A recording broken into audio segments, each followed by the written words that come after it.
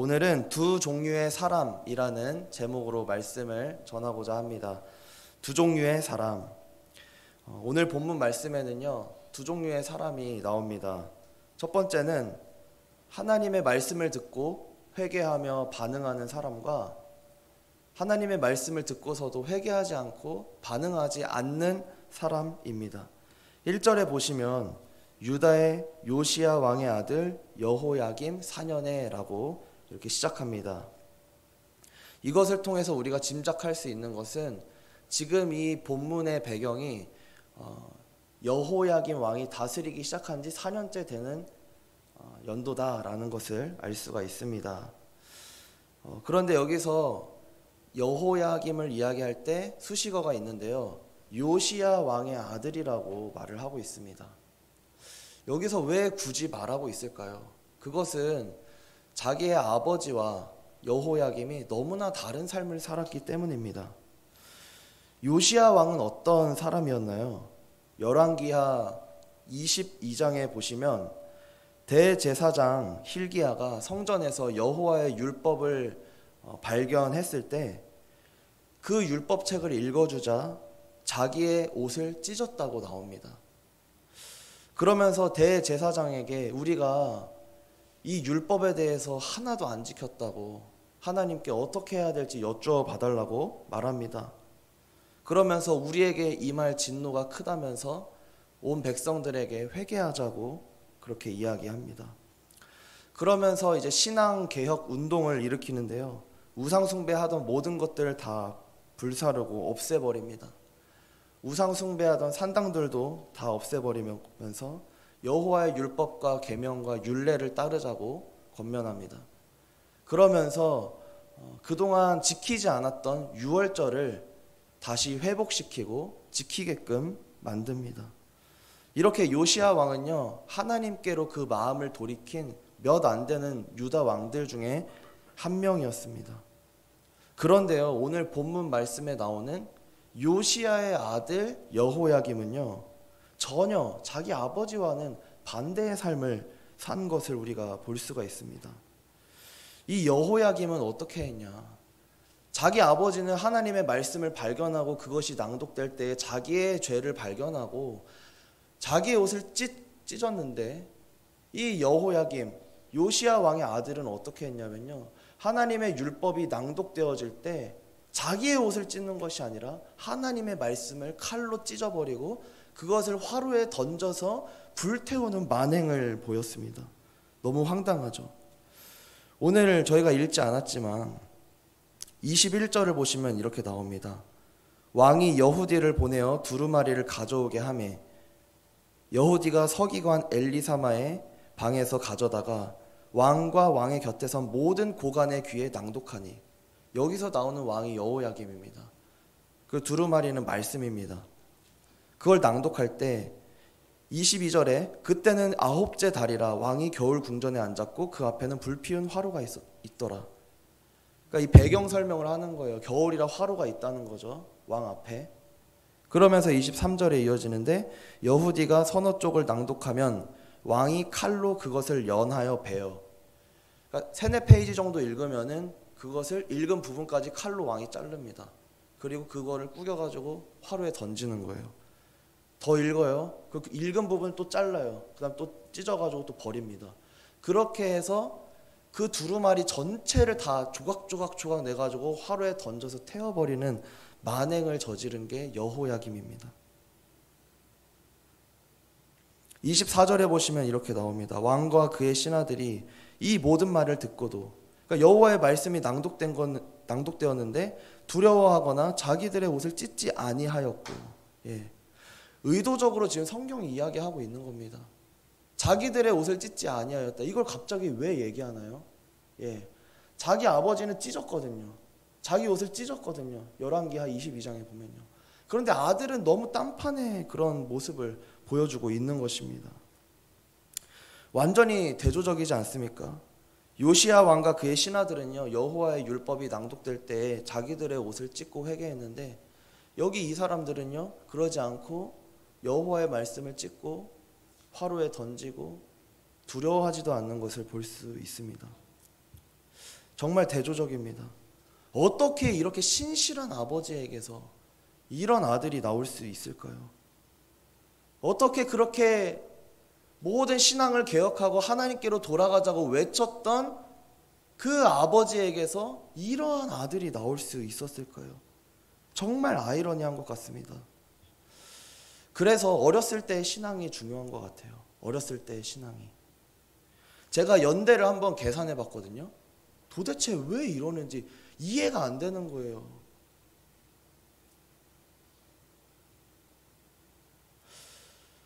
요시야 왕이 율법책을 발견하고 회개했을 때가 언젠가 찾아보니까요. 통치 18년 되던 해라고 나오더라고요. 말씀에. 통치 18년 되던 해. 이게 연도로는 기원전 BC 622년입니다. 622년. 그리고 여호야김이 태어났을 때는 제가 찾아보니까 기원전 633년이에요. 그러니까 622 빼기 633 하면 11이죠. 그러니까 11년의 차이가 있는 겁니다. 그러니까 개혁은 언제 일어났냐면 요시야 왕이 그 전까지는 제대로 안 살았어요. 18년 되던 해에 여호와께 돌아간 거예요. 다스린 지 18년 됐을 때. 총 31년을 다스리거든요. 그러니까 근데 이거 역계산을 해보니까 신앙개혁을 했을 때 요시야 왕의 아들 여호야김이 몇 살이었냐면 11살인 거예요. 11살. 우리나라 옛날 그 바뀌기 전 나이로는 12살, 13살입니다. 그러니까 초등학교 5, 6학년 때 아버지가 개혁을 한 거예요. 아버지가 그 전까지는 방탕하게 이전 왕들처럼 하나님을 따르지 않고 여호와의 율법을 경외시하며 살았던 모습을 초등학교 5, 6학년 때까지 본 거예요. 그러고 나서 아버지가 갑자기 변한 거예요. 여호야김 입장에서는. 근데 이것이 전수가 제대로 안 된 겁니다. 왜요? 요즘 사춘기가 빨리 온다고 합니다. 초사병 뭐 이러면서요. 예전에 뭐 중학교 2학년 막 이러잖아요. 이 요시야 왕의 아들 여호야김도 그랬던 걸까요? 초등학교 5, 6학년의 나이인데 아버지가 자기의 옷을 찢으면서 돌이키는 것을 보면서 아무런 느낌을 못 받았던 걸까요? 너무 늦었던 걸까요? 아버지가 그런 선한 모습을 보이고 하나님께 돌이키는 모습을 보였음에도 불구하고 이 아들은 그러지 못했습니다. 왜 그럴까요? 그 이전까지 어렸을 때 신앙교육이 제대로 안 됐던 것입니다. 아버지는 나이가 다 먹고 회심을 했어도 아들에게까지 그게 전달되지 않았던 거예요. 그래서 아버지가 죽고 자기 동생 여호아하스 왕이 3개월 정도 통치하고 끝나거든요. 그러고 나서 본인이 바로 다시 왕이 되는데요. 그렇게 아버지가 유다의 신앙을 개혁하고 유월절을 부활시키고 했지만 결국 본인의 어렸을 때의 그 습관, 우상숭배를 따라서 통치 4년 만에, 그러니까 역계산하면 14년입니다. 그것만에 이제 이런 일을 저지르고 있는 것입니다. 아버지가 돌아가신 지 4년 6개월밖에 안 됐어요. 그 4년 6개월 만에 유다의 신앙은 완전히 곤두박질 치고 말았던 것입니다. 오늘 말씀은 두 가지 교훈을 주는 것 같습니다. 첫 번째, 우리의 자녀, 우리의 손주들 어렸을 때부터 하나님 말씀 듣게 하는 것이 참 중요하다는 것입니다. 지금 여름 성경학교 여름 수련회 기간입니다. 우리 자녀들이 어렸을 때부터 하나님 말씀 앞에 가까이 나아갈 수 있도록 인도하고 기도하는 저희가 되기를 소망합니다. 두 번째는요, 이 어렸을 때 신앙생활 잘했으면 돌이킬 소망이 있다는 것입니다. 어렸을 때 정말 그 신앙이 중요하다 했잖아요. 이 어렸을 때 철저하게 우리 아이들 주일 성수 시키고 신앙교육 제대로 해놨으면요, 청년 때는 좀 방황할 수 있어요. 그런데요, 결국에는 연어처럼 돌아오게 됩니다. 그렇게 될 줄로 믿습니다. 제가 전에 극동방송에서 다음 세대에 대한 강연을 하는 걸 들었는데요. 거기서 강사 목사님이 그러시더라고요. 30살이 넘어서 교회 등록하는 부부들이 있대요. 30 중반, 30 후반, 40 초반 돼가지고 이제 그 가족 전체가 등록을 하는 거예요, 갑자기. 근데 그 사람들의 종교를, 예전 종교를 조사해 보니까 90%가 기독교랍니다. 90%가 기독교고 90%가 유치부와 유년부를 다녔던 경험이 있는 어른들이었어요.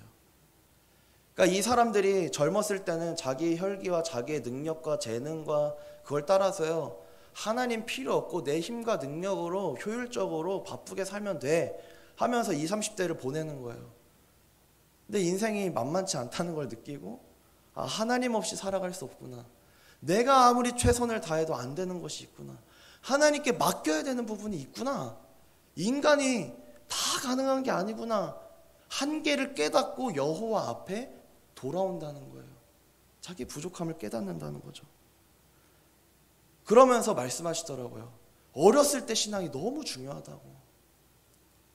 정말 유치부, 유초동부 때만 잘 교회 다니고 예수님을 잘 가르쳐 주면요, 이 아이들이 골리앗과 같은 거대한 문제를 만나고 홍해와 같은 어둠을 만났을 때, 벽을 만났을 때 여호와께 돌아오게 되어 있다는 것입니다.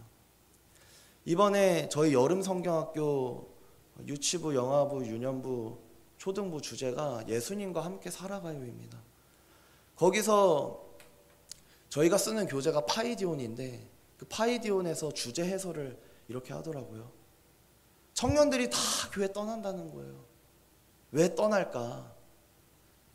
자기 반성을 스스로 해보니까 우리가 그동안 교회 다니는 거 가르치고